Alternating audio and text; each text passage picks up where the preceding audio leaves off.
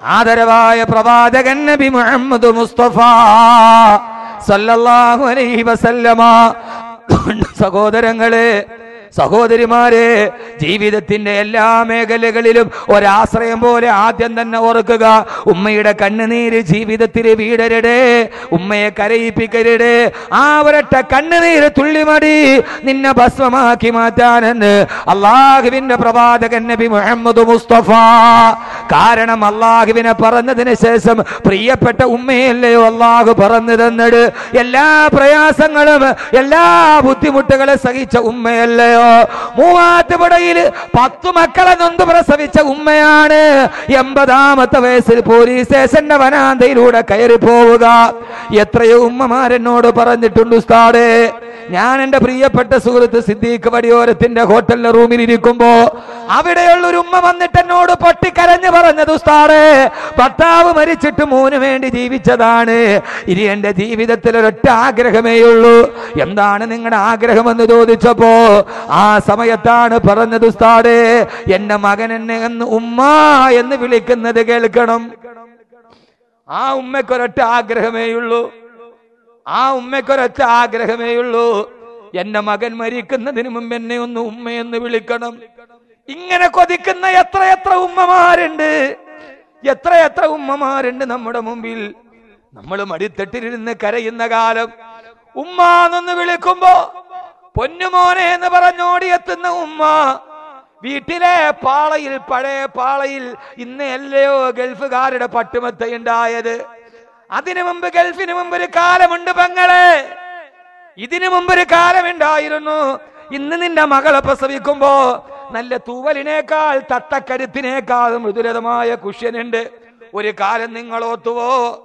വീട്ടിലെ കവുങ്ങിന്റെ പാളയിൽ നല്ലെണ്ണ തേച്ചിട്ട് കുഞ്ഞു കവിഴ്ന്ന് കിടന്ന് കൈകാലിട്ടടിക്കുമ്പോ മുനിസിപ്പാലിറ്റിയുടെ കിണറിന്റെ ഭാഗത്ത് വെള്ളം കോരാൻ പോകുന്ന ഉമ്മയെ, ആ ഉമ്മ ഓരോ തൊട്ടി വെള്ളം കോരുമ്പോൾ തിരിഞ്ഞു തിരിഞ്ഞു നോക്കുന്നുണ്ട്.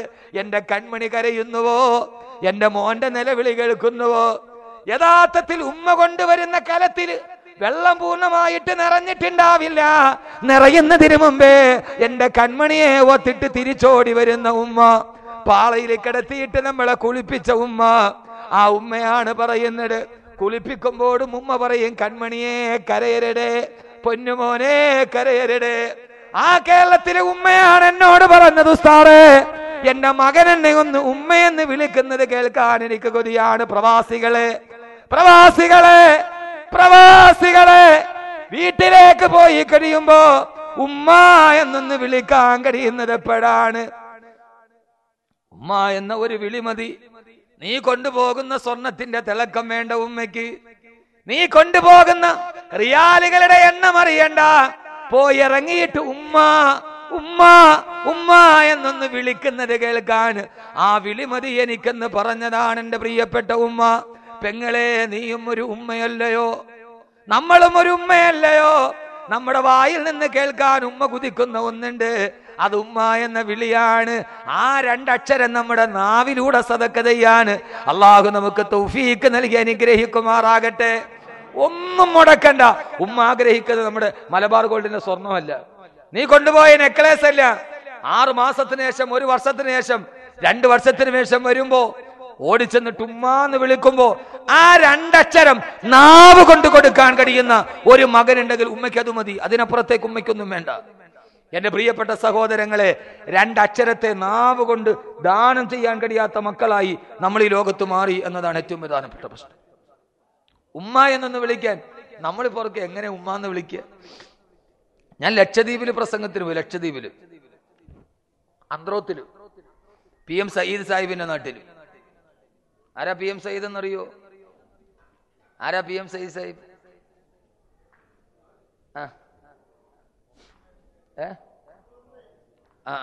അത്രയൊക്കെയല്ലേ PM സയ്യിദ് സാഹിബിനെ കുറിച്ച് അറിയൂ? സാക്ഷാൽ ജോർജ് ബുഷിന്റെ വൈറ്റ് ഹൗസിൽ രാഷ്ട്ര തലവന്മാര് മുഴുവനും വട്ടമേശ സമ്മേളനം നടക്കുമ്പോ ലോഹറിന് ബാങ്ക് വിളിച്ചു കഴിയുമ്പോ ആ ലോഹറിന്റെ സമയത്ത് എഴുന്നേറ്റ് എനിക്ക് നമസ്കരിക്കാൻ മുസല്ല വേണമെന്ന് പറഞ്ഞ് വൈറ്റ് ഹൗസിന്റെ ഉള്ളിൽ മുസല്ല വിരിച്ചിട്ട് നിസ്കാരം കളാക്കാതെ നിസ്കരിച്ച രാഷ്ട്രീയക്കാരനാണ് PM സയ്യിദ് സാഹിബ്. രാഷ്ട്രീയക്കാരനാണ് PM സയ്യിദ് സാഹിബ്. അങ്ങനെ ചില അപൂർവമായ രാഷ്ട്രീയക്കാരെ ഉണ്ടായിട്ടുള്ളൂ.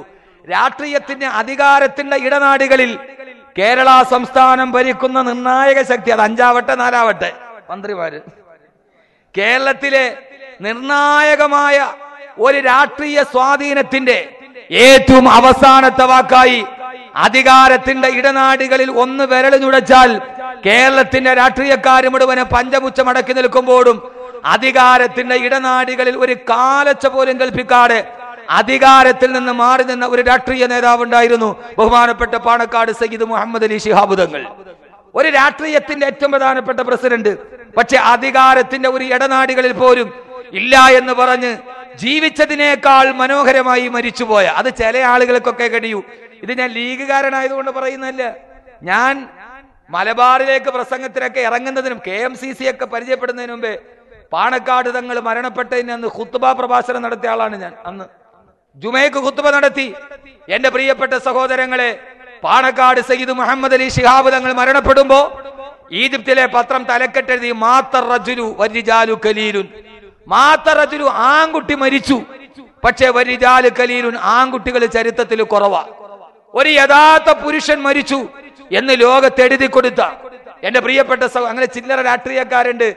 MP മന്ദിരത്തിന്റെ കവാടത്തിന്റെ ഉള്ളിലിരിക്കുമ്പോ തന്നെ കാണാൻ വേണ്ടി വന്നവരുടെ മുമ്പിൽ എനിക്ക് ജുമയ്ക്ക് നേരത്തെ പള്ളിയിൽ പോയി സൂറത്തുൽ കഹ്ഫ് ഓതാൻ കഴിയുന്നില്ലല്ലോ, MP തിരക്ക് കാരണം നേരത്തെ വെള്ളിയാഴ്ച ജുമയ്ക്ക് പോയി സൂറത്തുൽ കഹ്ഫ് ഓതാൻ കഴിയുന്നില്ലല്ലോ എന്ന് പറഞ്ഞ് പൊട്ടിക്കരഞ്ഞ ആളായിരുന്നു ഖായിദ മില്ലത്ത് ഇസ്മായിൽ സാഹിബ്.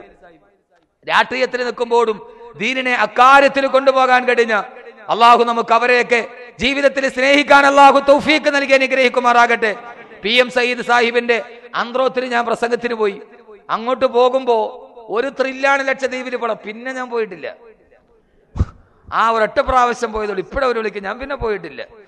അങ്ങോട്ട് പോയി കൊച്ചിന്ന് കപ്പലിലൊരു പോക്ക്.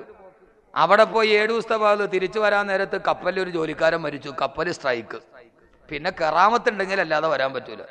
പിന്നെ തങ്ങളുപ്പാപ്പയ്ക്ക് അല്ലാതെ വരാൻ പറ്റില്ല. കപ്പലില്ല, ഷിപ്പില്ല. ഞാൻ അവിടെ കുടുങ്ങി. എൻ്റെ പൊന്നു സഹോദരങ്ങളെ, ഞാൻ അവിടെ കുടുങ്ങിയിട്ട് എനിക്ക് ആകെ ഇടങ്ങാറായി. ഞാൻ ഒരു ദുർബലനായ പിതാവാണ് ഞാൻ. വാളൊക്കെ കേൾക്കുമ്പോൾ നിങ്ങൾക്ക് വലിയ ആളായിട്ട് കോട്ടൊക്കെ നോക്കുക വലിയതാണ്. എൻ്റെ അടിയിൽ വാള് വെറും പാവുക, സാധുവാ. ഇതൊക്കെ ചുമ്മാ ഇവര് ഇടിപ്പിച്ചല്ലേ.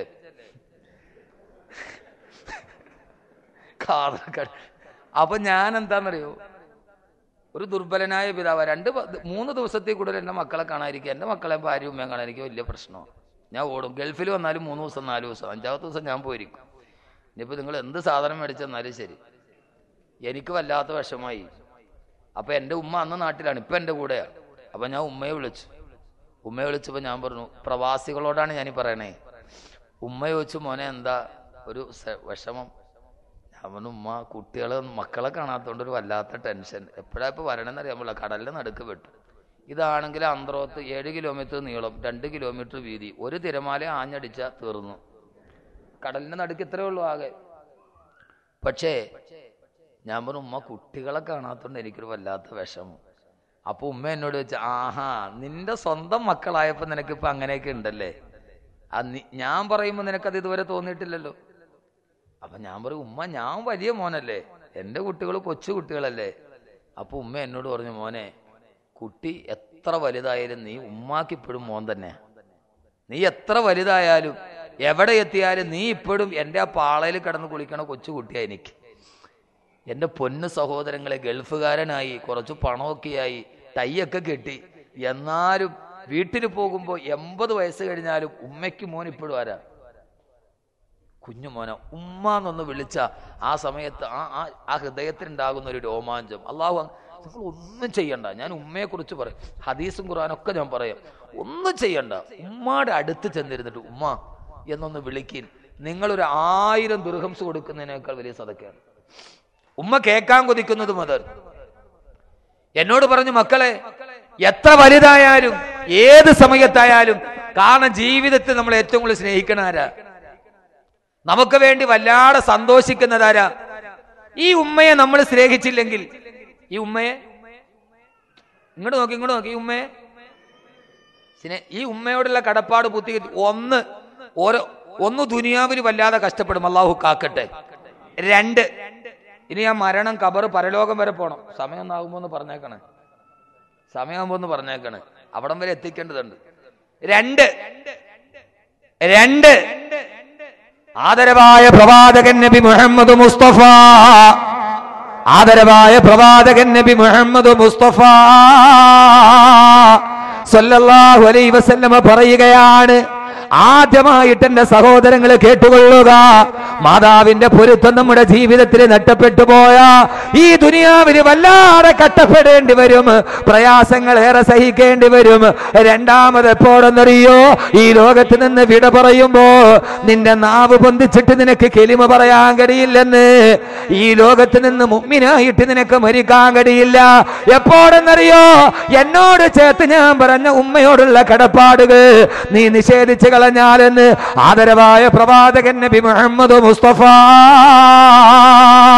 അള്ളാന്റെ റസൂലിന്റെ തൊട്ടുപിറകില് ഒരു റക്കഅത്തിന് ഒരു 50,000 റക്കഅത്തിന്റെ പ്രതിഫലം കിട്ടുന്ന മസ്ജിദുൻ നബവിയിൽ അള്ളാന്റെ റസൂലിന്റെ തൊട്ടുപിറകിൽ കൈകെട്ടി നിസ്കരിച്ച സഹാബിയല്ലേ അൽഖമ റളിയല്ലാഹു അൻഹു. ആരാ അൽഖമയാരാ? അഹ്മദ് കബീറിനെ പോലെയാ, അബ്ദുൽ ഖാദറിനെ പോലെയാ, ഗസാലിയെ പോലെയാ? എന്റെ പ്രിയപ്പെട്ട സഹോദരങ്ങളെ, അൽഖമ ആരാന്നറിയോ? അള്ളാന്റെ റസൂലിനെ നേരിട്ട് കണ്ട സഹാബിയാണ്. ആ സഹാബി റസൂലുള്ളാഹിയുടെ പുറകിൽ നിസ്കരിച്ച ആളാ. പക്ഷേ അൽഖമ റളിയല്ലാഹു അൻഹുവിന് മരണാസന്നനായി കിടക്കുമ്പോ കലിമ പറയാൻ വേണ്ടി നാവ് പൊന്തിക്കുന്നുണ്ട്. പക്ഷെ അൽഖമയ്ക്ക് നാവ് പൊന്തിക്കാൻ കഴിയുന്നില്ല, നാവ് കുരഞ്ഞു പോവുകയാണ്. സഹാബത്ത് വന്ന് അല്ലാഹുവിന്റെ റസൂലിനോട് വിവരം പറഞ്ഞു, യാ റസൂലല്ലാഹ്, അൽഖമയ്ക്ക് നാവ് കുടയുന്ന നബിയെ, ലാ ഇലാഹ ഇല്ലല്ലാഹ് പറയാൻ കഴിയുന്നില്ല. ആ സമയത്താണ് നബി തങ്ങൾ ചോദിച്ചത്, അൽഖമയുടെ ഉമ്മയോട് ചോദിക്കുക. അൽഖമയുടെ ഉമ്മ വന്നു, എന്തേ മകന് നിങ്ങൾ തമ്മിലൊരു പ്രശ്നങ്ങളുണ്ടോ? അല്ലാഹുവിന്റെ തിരുദൂതരെ, യാ റസൂലല്ലാഹ്, എന്റെ മകൻ വിവാഹം കഴിഞ്ഞപ്പോ എന്നെ തള്ളിക്കളഞ്ഞു നബിയെ, അക്കാര്യത്തിൽ എന്റെ മനസ്സിലൊരു പൊരുത്തക്കേടുണ്ട്. എന്റെ പ്രിയപ്പെട്ട പ്രവാസികളെ, അറബിക്കടലിന്റെ അലമാല കിടന്ന് അങ്ങകലെ കിടക്കുമ്പോ മാതാവിന്റെ പൊരുത്തമില്ലാത്തവന് ഇനിയും കുറേയേറെ കാര്യങ്ങൾ പറയാനുണ്ട്. അവൻ മരണസമയത്ത് നാവ് വന്ദിച്ച പഴന്തുണി കട്ടിലിൽ കിടക്കുമ്പോ യഥാർത്ഥത്തിൽ മരണമല്ലേ നന്നാവേണ്ടത്? എത്ര വലുതായിട്ട് കാര്യമേടാ, ഏത് പദവി ഉണ്ടായിട്ട് കാര്യമെന്താ? അഹമ്മദ് കബീർ ബാക്കവിയുടെ വേല കേൾക്കാൻ ധാരാളം ആളുകൾ തടിച്ചുകൂടിയിട്ട് കാര്യമെന്താ ഉള്ളത്? എന്റെ പ്രിയപ്പെട്ട ജ്യേഷ്ഠ സുഹൃത്ത് അബ്ദുൽ ഖാദർ സാഹിബ് എന്നെ വിവരിച്ചത് തന്നെ പ്രഭാഷണ കലയിലെ രാജകുമാരൻ എന്ന. അത്രയൊക്കെ എത്തിയിട്ടില്ലെങ്കിലും അത് സ്നേഹത്തിന്റെ ഒരു മറുഭാഷയാണെങ്കിലും സഹോദരങ്ങളെ, രാജകുമാരനാവേണ്ടത് എവിടെ വെച്ചാ? എവിടെയാ രാജകുമാരനാകേണ്ടത്? എവിടെയാ? എങ്ങനെ ഈ ഭൂമിയിൽ ഉണ്ടായെന്ന് പറഞ്ഞിട്ട് കാര്യമില്ല. ഈ ഭൂമിയിൽ എങ്ങനെയൊക്കെ പദവികൾ ഉണ്ടായിട്ട് കാര്യമില്ല. അവസാനം മരിക്കുന്ന നേരം മരണത്തെ പേടിയുണ്ടോ? നല്ല രീതിയിൽ മരിക്കണമെന്ന് ആഗ്രഹമുണ്ടോ? സഹോദരങ്ങൾ, അഹമ്മദ് കബീർ ബാക്കവിയുടെ വഹദ് യൂട്യൂബിൽ സെർച്ച് ചെയ്ത 40 ലക്ഷത്തിലധികം വ്യൂവേഴ്സ് ഉണ്ട്. പക്ഷേ ആ മനുഷ്യൻ വലുതാകുന്നത് എപ്പോഴാ? പടന്തുണിക്കട്ടിലിൽ പടന്തുണി പോലെ കിടക്കുമ്പോ, ഭാര്യ മക്കളും ചാരത്ത് കിടക്കുമ്പോ അസ്രായീൽ വന്ന് റൂഹ് പിടിക്കുകയാണ്. ആ സമയത്ത് നാവ് കൊണ്ട് പറയണ്ടേ, ലാ ഇലാഹ ഇല്ലല്ലാഹ് എന്ന് പറഞ്ഞിട്ട് മരിക്കാൻ കഴിഞ്ഞാൽ, ജോ മരഗെ മോമിൻ ബാത്തു ഗോയം, ജോ മരഗെ മോമിൻ തബസും പല്ലബവേസ്ത്.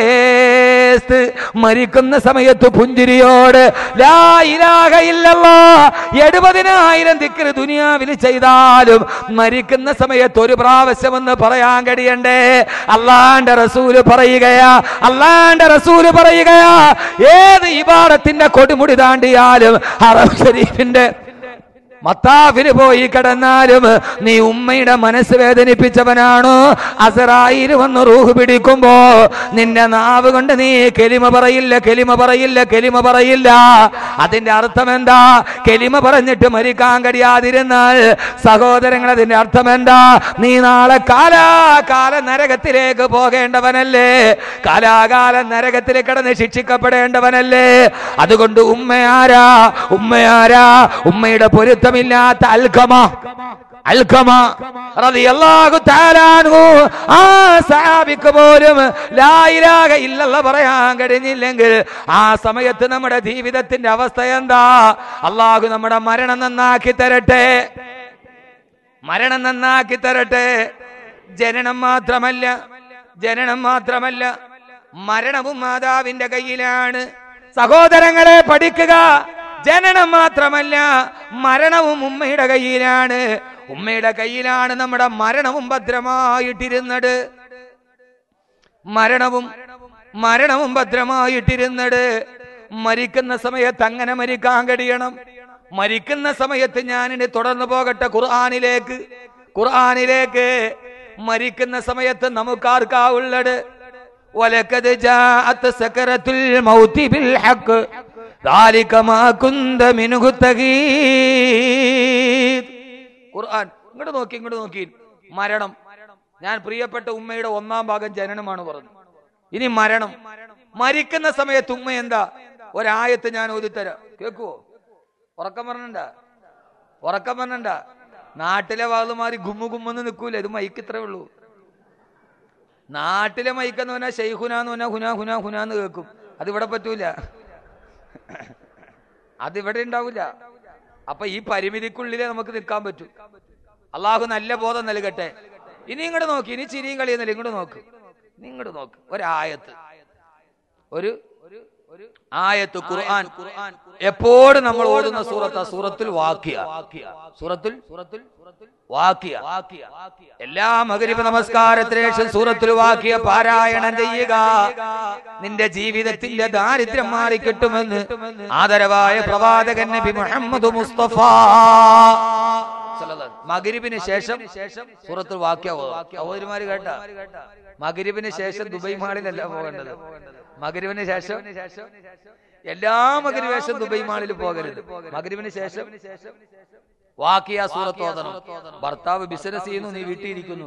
ഭർത്താവിന്റെ ബിസിനസ്സിൽ കുടുംബത്തിൽ ബറക്കത്തുണ്ടാകും, ദാരിദ്ര്യമില്ലാതാവും. അള്ളാഹു തൗഫീഖ് നൽകട്ടെ. പഠിച്ചല്ലോ ഇൻഷാ അല്ലാഹ്. ഇനി ചെയ്യൂലേ? എന്നിട്ട് ചെയ്യുമ്പോ കബീർ ഉസ്താദിന് വേണ്ടി ദുആ ചെയ്യൂലേ?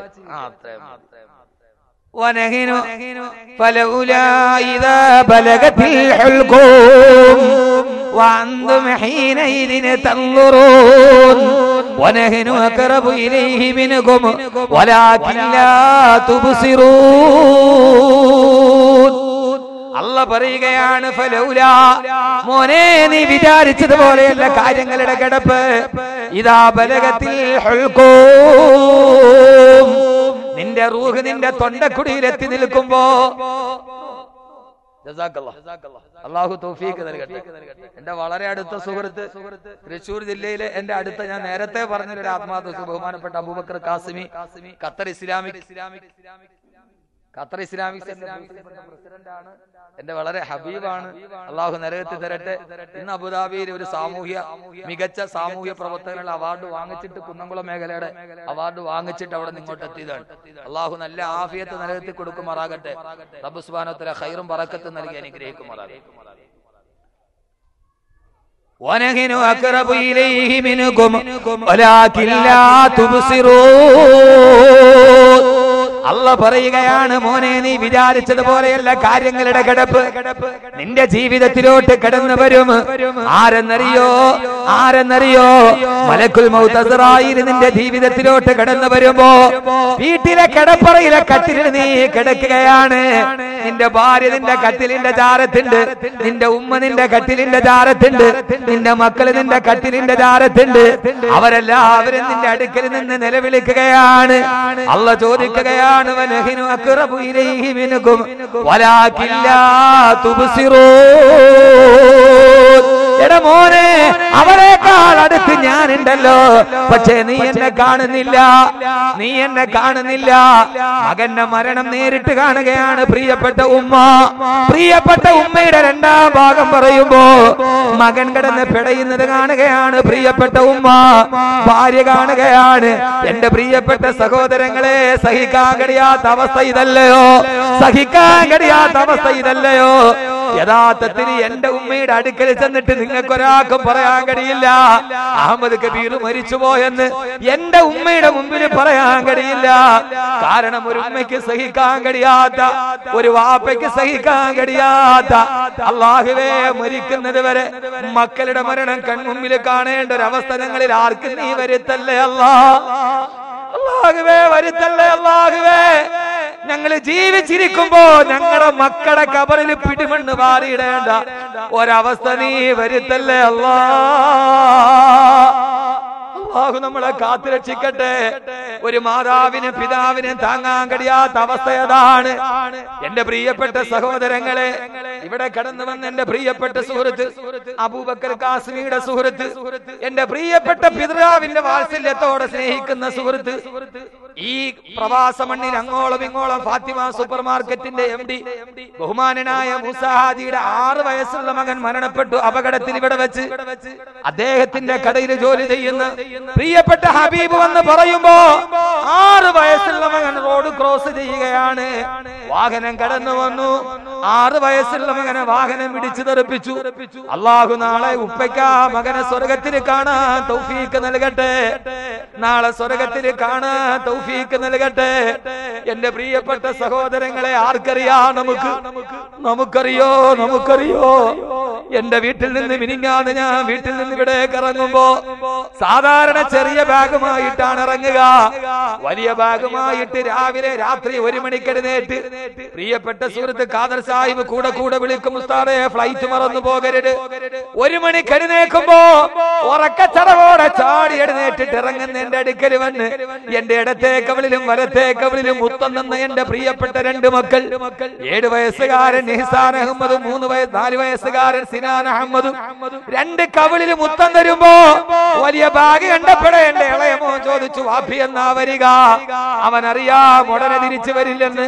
തിരിച്ചു വരിപ്പോ കളിപ്പാട്ടം കൊണ്ടുവരണേ, ചോക്ലേറ്റ് കൊണ്ടുവരണേ, ഒരേ ആവശ്യങ്ങൾ പറഞ്ഞ് 2 കവിളിലും മുത്തം തന്ന് അവസാനം മക്കളോട് പറഞ്ഞിട്ടാണ് വന്നത്, മക്കളെ ചൊവ്വാഴ്ച ദുബൈയിൽ നിന്ന് 9:30 മണിക്കുള്ള ഫ്ലൈറ്റിൽ കയറി രാവിലെ മക്കൾ എഴുന്നേക്കുമ്പോ ഉപ്പ മുമ്പിൽ ഉണ്ടാകുമെന്ന് പറഞ്ഞിട്ടാ വന്നത്. ആർക്കറിയാം സഹോദരങ്ങളെ, ചൊവ്വാഴ്ച രാത്രി അഹമ്മദ് കബീർ ബാക്കവി കൊല്ലത്ത് ആയിരുള്ള എന്റെ കൊച്ചു വീട്ടിലെത്തുമോ?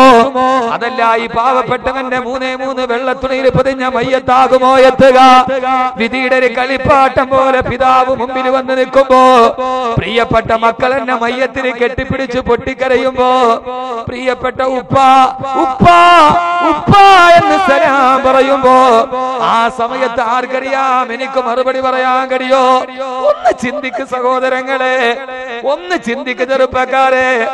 ആ സമയത്ത് എനിക്ക് മറുപടി പറയണമെന്നുണ്ട് മക്കളെ, പക്ഷേ പറയാൻ കഴിയുന്നില്ലല്ലോ. എന്റെ തൊണ്ടക്കുടിയിൽ വെള്ളം വറ്റിപ്പോയല്ലോ. നമ്മൾ കരിന്തിരികൾ, നമ്മൾ കരിയിലകൾ, നമ്മിലെ നമ്മൾക്ക് ദാഹമില്ല. തൊണ്ട വരളുന്നുണ്ടെങ്കിൽ മടിക്കണ്ട, നാവിന്ന് നാരായ മുനകളല്ല. നാരായ മുനയേക്കാൾ മൂർച്ചയുള്ള നാവിന് അനങ്ങാൻ കഴിയുന്നില്ല. മക്കളെ എന്ന് പറയാൻ കഴിയുന്നുണ്ട്, മക്കളെ പറയണമെന്നുണ്ട്. പക്ഷേ എന്റെ തൊണ്ടക്കുടിയിൽ വെള്ളം വറ്റിപ്പോയല്ലോ. ആരാ മിണ്ടാൻ കഴിയാതെ കിടക്കുന്നതാരാ? ഞാൻ ആദ്യമായിട്ട് വഴുതു തുടങ്ങുന്ന സമയം 7-8 മണിക്കൂറൊക്കെ നിർത്താതെ വഴുതു പറഞ്ഞിട്ടുണ്ട്. ബാക്കിയാത്തിൽ നിന്ന് സനത് വാങ്ങിച്ചിറങ്ങി ഇടുക്കി ജില്ലയിലെ തൂക്കുപാലത്ത് ജോലി ചെയ്യുമ്പോ അടിമാലിക്കടുത്തൊരു കൊച്ചു ഗ്രാമത്തിന് 9 മണിക്ക് വഴുതു തുടങ്ങി. തീർത്തപ്പോൾ സുബഹിന്റെ ബാങ്ക് വിളിച്ചു. കാരണം അന്നൊരാവേശമാണ്, പറയാനുള്ള ആവേശം. ഇപ്പോഴല്ലേ 2 മണിക്കൂറായത്. 7 മണിക്കൂർ വഴുതു പറഞ്ഞ ഞാൻ 2 വാക്ക് പറയാൻ കഴിയാതെ തൊണ്ടക്കുടിയിൽ കുടുങ്ങിക്കിടക്കുകയാണ്. മക്കളെ കരയേണ്ട മക്കളെ.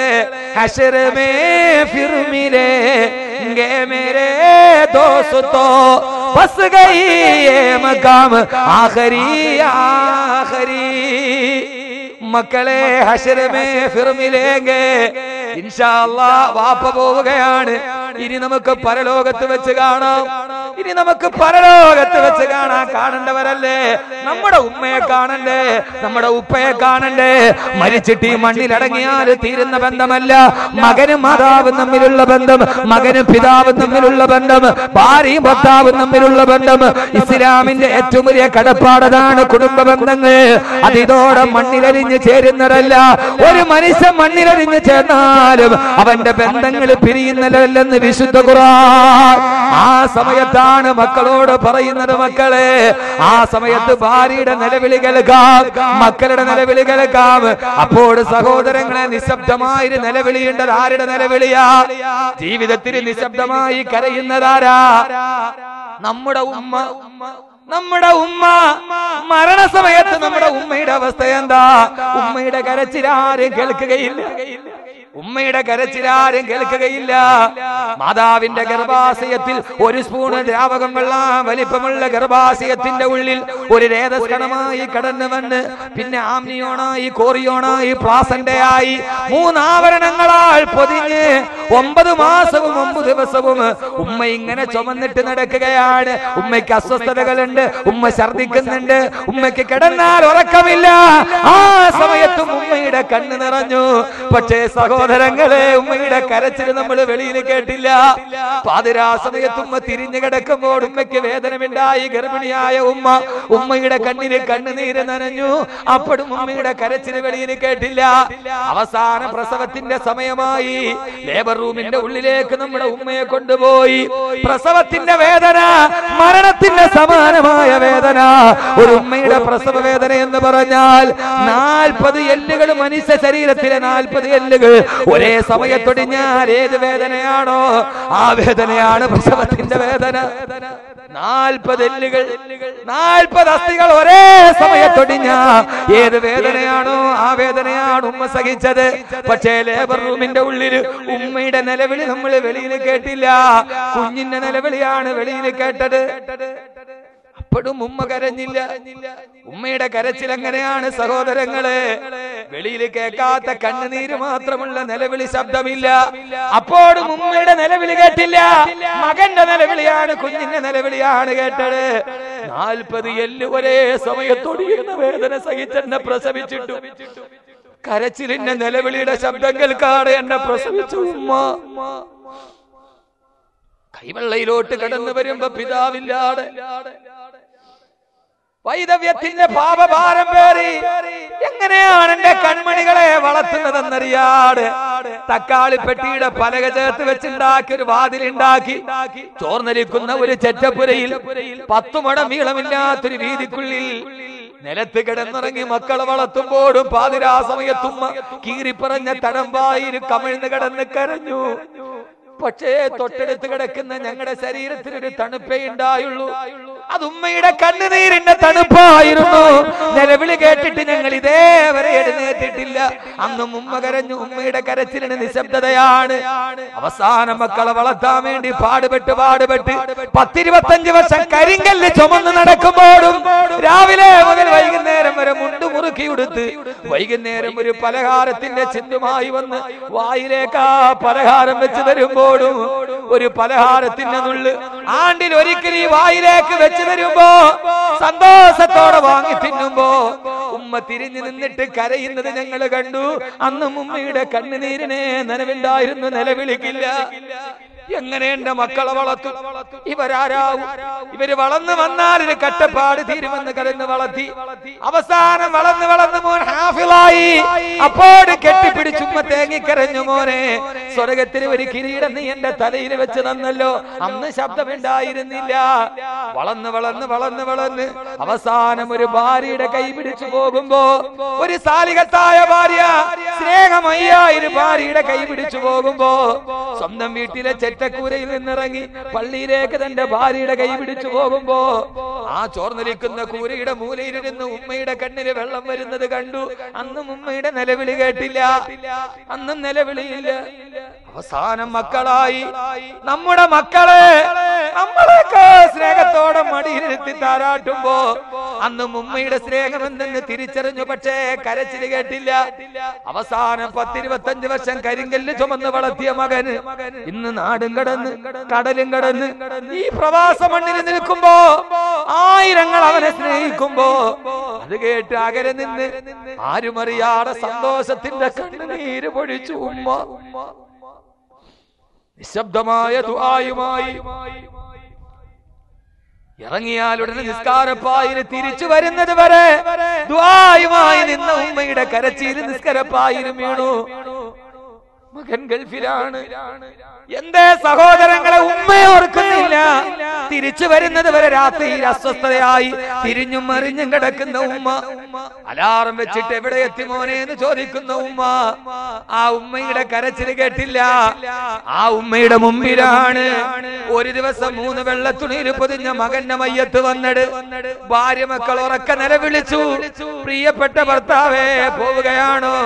ഉപ്പാ പോവുകയാണോ? അരുമക്കിടാങ്ങൾ വാപ്പയെ വിളിക്കുന്നേ, അതിനുത്തരം ചെയ്യാടെന്ന് നീ കിടക്കുന്നേ. മക്കള് വാപ്പാന്ന് വിളിക്കുന്നുണ്ട്. ഭാര്യയുടെയും മക്കളുടെയും കരച്ചില് വീട്ടിൽ കേൾക്കാം. അപ്പോഴും ഉമ്മയുടെ കരച്ചില് നിശബ്ദമാണ്. സഹോദരങ്ങളെ, സഹോദരിമാരെ, മരണ വീട്ടിൽ ഒച്ചത്തിൽ കേൾക്കുന്ന ശബ്ദം ആ നിലവിൽ ഒന്നുകിൽ ഭാര്യയുടേതാണ്, അല്ലെങ്കിൽ മക്കളുടേതാണ്. അപ്പോഴും മുറിയുടെ ഏതോ മൂലയിൽ കയ്യാലോ കാണാണോ വളരുന്നതെന്ന് നോക്കി വളർത്തിയ ഉമ്മ പൊന്നുമോൻ ഇങ്ങനെ മലർന്നു കിടക്കുമ്പോ ഉമ്മ മുറിയുടെ നിശബ്ദതയിൽ ഇരുന്ന് തേങ്ങിക്കരഞ്ഞ് ശബ്ദം കേട്ടില്ല. അവസാനമാണ് വീട്ടിലൊരു ശബ്ദം വന്നത്. കാണേണ്ടവരെല്ലാം കണ്ടോളുക, മയ്യത്തെടുക്കാൻ പോവുകയാണ്.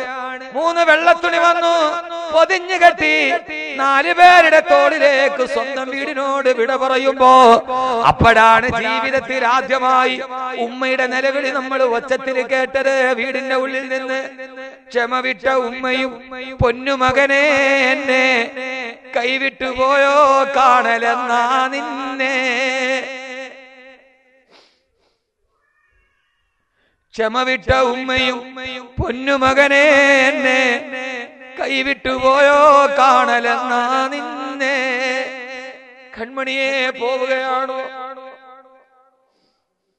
ഉദരത്തിൽ നിന്ന് വന്ന് പിന്നൊരു മണ്ണിന്റെ ഉദരത്തിലേക്ക് നീ യാത്ര ചെയ്യുമ്പോ കൺമണിയെ പോവുകയാണോ?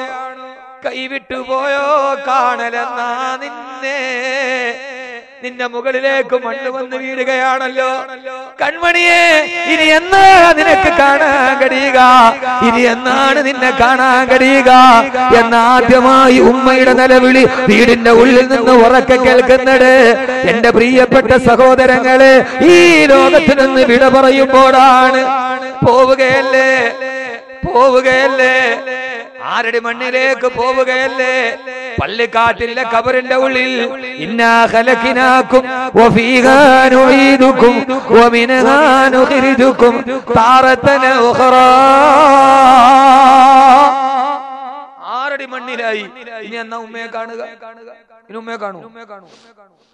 ഇനി ഉമ്മയെ കാണോ? 6 അടി മണ്ണിന്റെ ഉള്ളിൽ മണ്ണോട് ചേർന്ന്.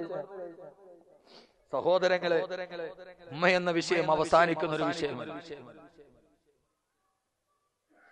6 അടി മണ്ണിലേക്ക് കൊണ്ടുപോയി അള്ളാഹു നമുക്ക് മരണചിന്ത നൽകി അനുഗ്രഹിക്കട്ടെ. നാളെ മരിക്കുമെന്നുള്ള ബോധം അള്ളാഹു നൽകി അനുഗ്രഹിക്കട്ടെ. നാളെ മരിക്കുമെന്നുള്ള ബോധം അള്ളാഹു നൽകി അനുഗ്രഹിക്കട്ടെ. അതിന്റെ ഇടയിൽ എന്റെ പ്രിയപ്പെട്ട പ്രവാസികളോട്, നിങ്ങളുമായി കണ്ടി ഷാർജയിലെ പ്രവാസികളെ കണ്ട് തിരിച്ചു പോകുമ്പോ അഹമ്മദ് കബീർ ഒരു വാക്ക് നിങ്ങൾക്ക് വിട്ടിട്ട് പോവുകയാണ്. മറന്നു പോകരുത്, മറന്നു പോകരുത്. മനസ്സിന്റെ ഉള്ളിൽ ഉസ്താദെ നന്നാവണമെന്ന് ആഗ്രഹമുണ്ട്. എത്രയാളുകൾ ഒരു ദിവസം എനിക്ക് വരുന്ന ഫോൺ കോളുകളിൽ ഭൂരിഭാഗം ഗൾഫിൽ നിന്ന്, ദുബൈയിൽ നിന്നൊരു ചെറുപ്പക്കാരൻ വിളിച്ചു, ഉസ്താദെ രാവിലെ ഇറങ്ങുമ്പോ റോഡ് നിരത്തുകളിൽ പോലും പെണ്ണും ആണും പോകുന്നത് കാണുമ്പോ ആ സമയത്ത് ഉസ്താദെ ഈമാൻ നഷ്ടപ്പെട്ടു. ഈമാൻ നഷ്ടപ്പെടാൻ അധികം ഒന്നും പോണ്ട, JBR പോയാൽ. ഞാൻ അവിടെ എത്തിയപ്പോ തന്നെ ഇന്നലെ കണ്ണടച്ച് കിടന്നുറങ്ങി. JBR എത്തിയപ്പോഴാണ് ഞാൻ കണ്ണടച്ച് അവിടെ കിടന്നുറങ്ങി. ഉസ്താദെ ആ സമയത്ത് നിയന്ത്രണം വിട്ടുപോകുമ്പോ എന്റെ മനസ്സ് തെറ്റിലേക്ക് പോകുമെന്ന് ഉസ്താദ് ചെറുപ്പക്കാരനോട് പറഞ്ഞു. ഉസ്താദെ ആ സമയത്ത് മൊബൈൽ ഓൺ ചെയ്തിട്ട് ലോകാവസാനം കേൾക്കും. ആ സമയത്ത് എല്ലാം മാറും. ആ റീചാർജ് ഒരു അടുത്ത ഒരാഴ്ച വരെ നിലനിൽക്കും. അങ്ങനെ എന്നെ സ്നേഹിക്കുന്ന എനിക്ക് വേണ്ടി കണ്ണൂരുള്ള ഒരു പയ്യൻ, അവൻ കല്യാണം കഴിഞ്ഞ 1 മാസമായതുള്ളൂ ഇവിടെ വന്നു. ആ കുട്ടി പ്രസംഗം കേട്ടിട്ട് ഇവിടെ നിന്ന് തിരുവനന്തപുരം എയർപോർട്ടിൽ വന്നിറങ്ങി. വന്ന് എന്റെ വീട്ടിൽ വന്ന് എന്നെ കണ്ട് കുറെ സമ്മാന പൊതികളൊക്കെ തന്നു. പിന്നെ ഭാര്യയുടെ അടുക്കൽ,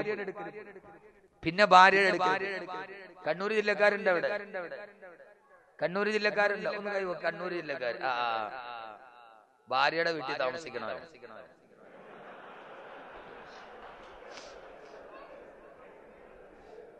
പക്ഷെ അതെന്തിനാ ഞാൻ പറഞ്ഞത്? ഇങ്ങോട്ട് അവർക്കൊരു വലിയ ഗുണമുണ്ട്, അത് പറയാൻ വേണ്ടിയാ.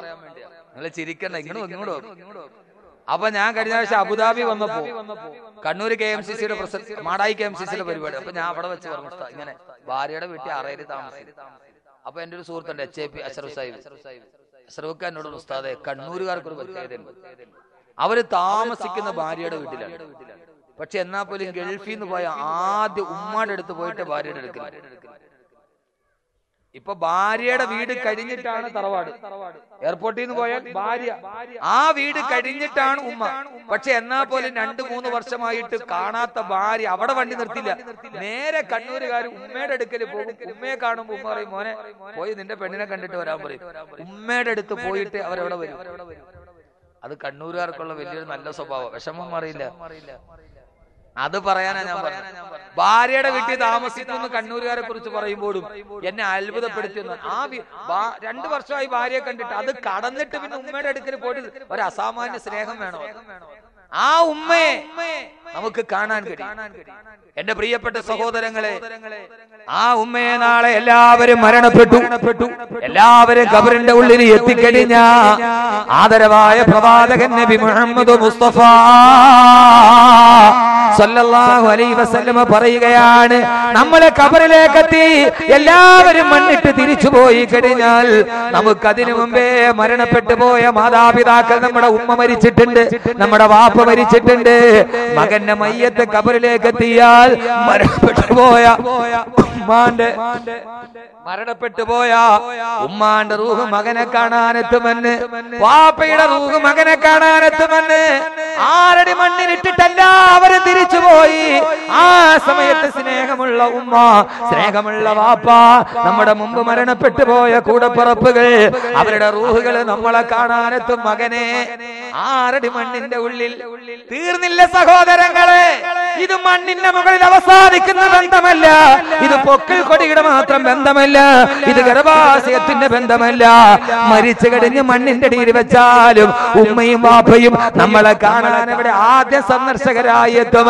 6 അടി മണ്ണിന്റെ ഉള്ളിൽ, പള്ളിക്കാട്ടിന്റെ ഉള്ളിൽ ഒരു സമാഗമമുണ്ടത്രേ. ആ സമാഗമമാണ് ഉമ്മയും മക്കളും തമ്മിൽ കാണുന്ന സമാഗമം. അല്ലാഹു നമ്മളെ അങ്ങനെ ആക്കി തരട്ടെ. മണ്ണിലേക്ക് ചെന്നാലും ഉമ്മയെ കാണും, ഉപ്പയെ കാണും, കുടുംബത്തെ കാണും. അവര് പരസ്പരം സലാം പറയും, അവര് പരസ്പരം ഖബറിലിരുന്ന് വിശേഷം പറയുമെന്ന് ഇതേവരെ കള്ളം പറഞ്ഞിട്ടില്ലാത്ത മുഖബിറെ സാദിഖ് നബി മുഹമ്മദ് മുസ്തഫ. മനസ്സിലായോ? മരിച്ചിട്ട് പോയാൽ ആദ്യം ആര് കാണാൻ വരും? ഉമ്മയുപ്പയൊക്കെ വരും കാണാൻ. അവര് സലാം പറയും, വിശേഷം പറയും. തീർന്നില്ല, ഇനി പരലോകത്തും ഉണ്ടാകും. എന്റെ പ്രിയപ്പെട്ട സഹോദരങ്ങളെ, അതുകൊണ്ട് തന്നെ പ്രവാസികളോട് ഞാൻ ഓർമ്മിപ്പിക്കുകയാ, ഈ ഒരു ചിന്ത, നാളെ മരിക്കും എന്നുള്ളൊരു ചിന്ത ഉണ്ടാവണം. അള്ളാഹു കബൂലാക്കട്ടെ, അള്ളാഹു കബൂലാക്കട്ടെ. ഈ പ്രവാസ മണ്ണിലൂടെ കടന്നു പോകുമ്പോ, ഈ പ്രവാസ മണ്ണിലൂടെ കടന്നു പോകുമ്പോ തെറ്റുകളുടെ ലോകം നിങ്ങളെ മാടി വിളിക്കുമ്പോ അള്ളാന്റെ റസൂലിന്റെ അടുക്കൽ ഒരു സഹാബി വന്നിട്ട് പറഞ്ഞു, നബിയേ യാ റസൂലല്ലാഹ്, അള്ളാന്റെ തിരുദൂതരെ നന്നാകണമെന്ന് ആഗ്രഹമുണ്ട്, നല്ലവനായി ജീവിക്കണമെന്ന് ആഗ്രഹമുണ്ട്, പക്ഷേ കഴിയുന്നില്ല നബിയേ, എനിക്ക് നന്നാവാൻ ഒരു ദിക്ർ പറഞ്ഞതാ നബിയേ. നബിയെ നന്നാവണമെന്ന് ആഗ്രഹമുണ്ട്, തെറ്റൊന്നും ചെയ്യാതെ നല്ല മുത്തക്കിയായി ജീവിക്കണമെന്ന് ആഗ്രഹമുണ്ട്, അതിനൊരു മന്ത്രം പറഞ്ഞതാ നബിയെ. അള്ളാന്റെ റസൂൽ ഒരു മന്ത്രം പറഞ്ഞു വിടും. പറഞ്ഞുതരട്ടെ? ഞാൻ പറഞ്ഞുതരട്ടെ, നന്നാവാൻ ഒരു മന്ത്രം പറഞ്ഞുതരട്ടെ. ഏത് മന്ത്ര പറഞ്ഞുതരട്ടെ? ചെയ്യൂ. എത്ര പ്രാവശ്യം ചെയ്യും? എത്ര പ്രാവശ്യം ചെയ്യും? ആ മന്ത്രം എത്ര പ്രാവശ്യം ചൊല്ലു ഒരു ദിവസം? മരണം വരെ. ശരി. മന്ത്രം ഏതാന്നറിയാവോ? അല്ലാഹുവിന്റെ റസൂല് പറഞ്ഞ സഹാബിയോട്, നിനക്ക് നന്നാവണമോ? എന്നാൽ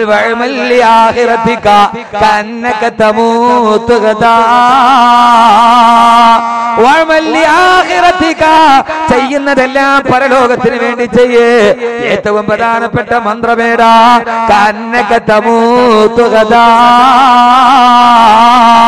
നാളെ നീ മരിക്കുമെന്ന് ഉറപ്പിക്കുക. ഒരൊറ്റ മന്ത്രമേയുള്ളൂ.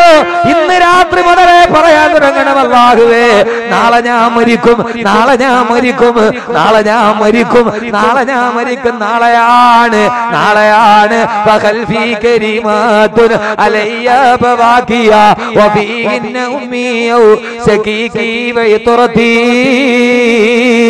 നാളെയാണ് എന്റെ വീടിന്റെ മുമ്പിൽ നീലട്ടാർപ്പായ വലിച്ചു കെട്ടുന്നത്. നാളെയാണ് എന്റെ ഭാര്യ മക്കളും എന്റെ കബറിന്റെ മാരത്ത് വന്ന് പൊട്ടിക്കരയുന്നത്. നാളെ ഞാൻ മരിക്കും എന്നുള്ള ദിക്ർ ചെല്ലുക, വേറൊരു ദിക്റും ഇല്ല. ചെയ്യോ? ഏതാ ദിക്ർ? അറബിയൊന്നുമല്ല. എന്ത്? നാളെ ഞാൻ മരിക്കും. സൗദിയിൽ വന്നിട്ട് നന്നാവണോ? JBRൽ പോകുമ്പോഴോ എവിടെ ഒരു ഹറാമ് കാണുമ്പോ അതിലോട്ട് പോകാതിരിക്കാൻ പൊന്നു ചെറുപ്പക്കാരെ ഒരൊറ്റ മന്ത്രമേ ഉള്ളൂ. എന്താ?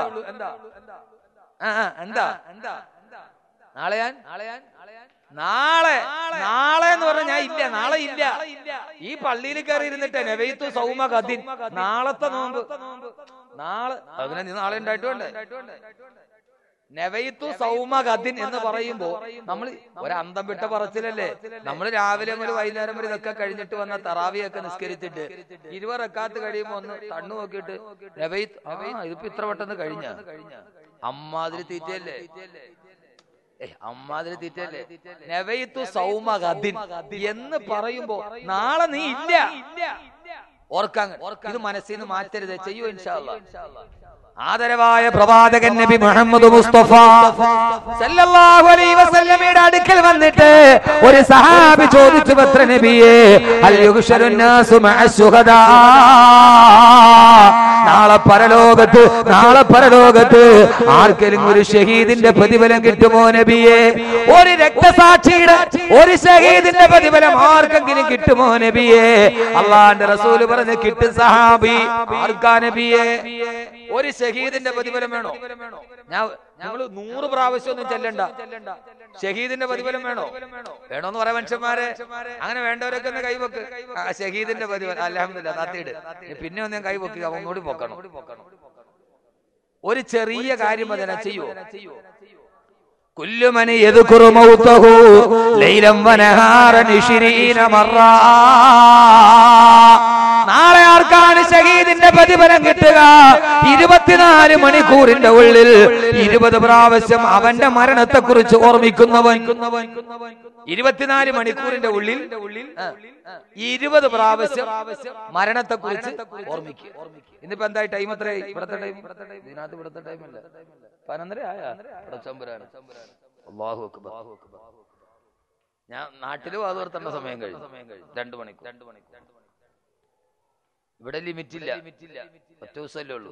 നിങ്ങൾ ഇരിക്കൂലേ? നാളെ ഡ്യൂട്ടിക്കൊന്നും പോകണ്ടല്ലോ. എന്നാലും ഇൻഷാ അല്ലാഹ് നമുക്ക് പെട്ടെന്ന് പിരിയാൻ.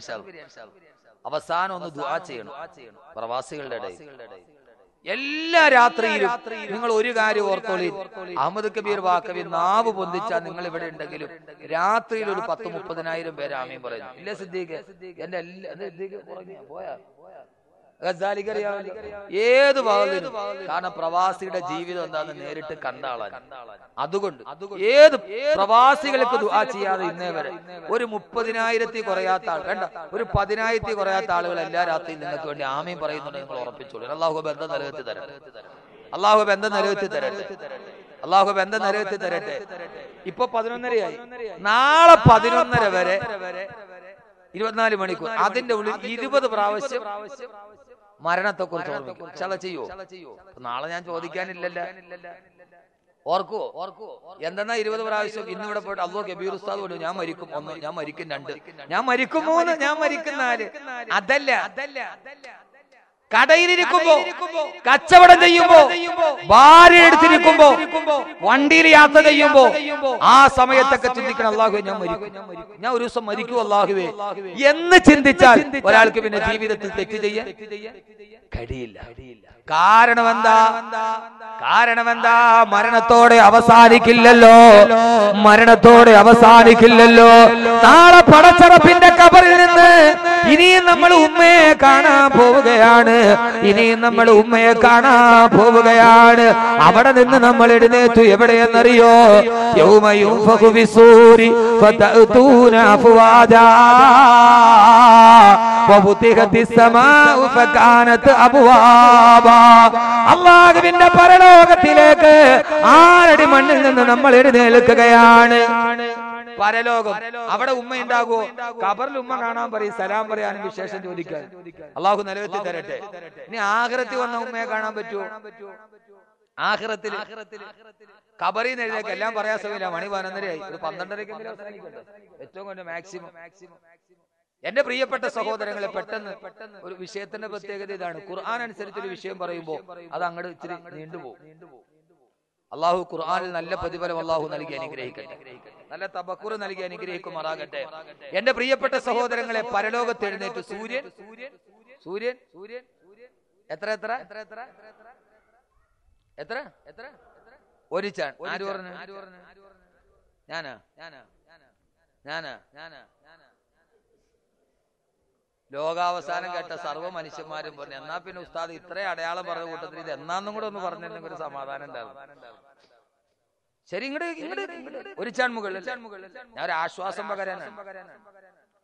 ബഹുമാനപ്പെട്ട മിഖ്ദാദ് റളിയല്ലാഹു തആല അൻഹു റിവായത്ത് ചെയ്യുന്ന ഹദീസിൽ കാണാം, അല്ലാഹുവിന്റെ പ്രവാചകൻ നബി മുഹമ്മദ് മുസ്തഫ സല്ലല്ലാഹു അലൈഹി വസല്ലം ഒരു ദിവസം ഞങ്ങളോട് പരലോകത്തെ കുറിച്ച് പറയുമ്പോ അല്ലാഹുവിന്റെ റസൂൽ പറഞ്ഞു, തുദിന ശംസു യൗമൽ ഖിയാമ, നാളെ ഖിയാമത്ത് നാളിൽ സൂര്യൻ ഒരു മനുഷ്യന്റെ തലയുടെ മുകളിൽ ഉദിച്ചു നിൽക്കും. ഫിൽമീരി, ഒരു മൈൽ മുകളിൽ ഉദിച്ചു നിൽക്കുമെന്ന്.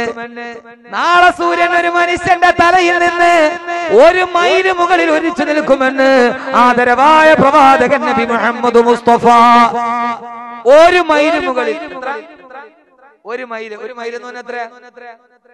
സമാധാനമില്ല, ഒരു ചാണല്ല. പിന്നെ ഇതിപ്പോ വാക്കവി അല്ലാതെ വേറെ ആരാ ഇമാതിരി എല്ലാരും ഒരു ചാണെന്നും വന്നാൽ ഞങ്ങളെ പേടിപ്പിക്കണേ.